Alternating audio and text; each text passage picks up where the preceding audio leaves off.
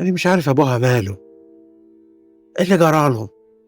كل ما يشوف وشي يتلوي ويمشي بالعيد، أقول له سلام عليكم، سلام عليكم يا أبو عبد الله، ما يردش. كل ده من ساعة ما قلت له عايز أتجوز صبحة، وهو اتغير خالص. كنت بشتغل له في أرضه كأنها أرضي، أحرث له الأرض وأشغل له الساقية وأجمع له الطماطم وأنقي له الدود.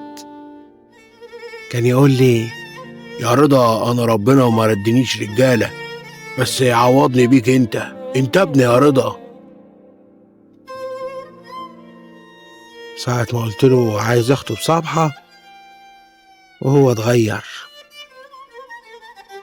اتغير خالص. مين كان يصدق ان ابو عبد الله يقول لي انا كده؟ يقول لي انا جواز ايه يا منيل، كانت نيله تاخدك روح اشتري لك جلابيه ولا البس لك برطوش. ومالها الجلابيه دي؟ وايه اللي دخل البرطوش في الجواز؟ ليه كده يا ابو عبد الله؟ ليه تحرمني من صبحه؟ ده احنا متربيين سوا، والدار جنب الدار والغيط جنب الغيط. كانت تقول لي عايز اجمزي يا رضا، انط لها على الجميزه اجيبه.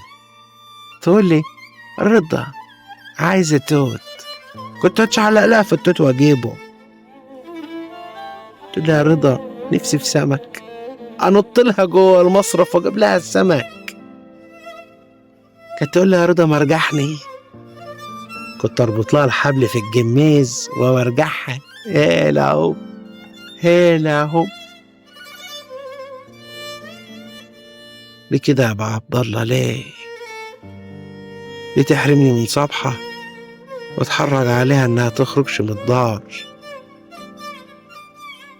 ده انا اتعودت الصبح بوشها كل يوم الصبح قبل ما اشوف الشمس. ليه كده يا ابو عبد الله؟ ليه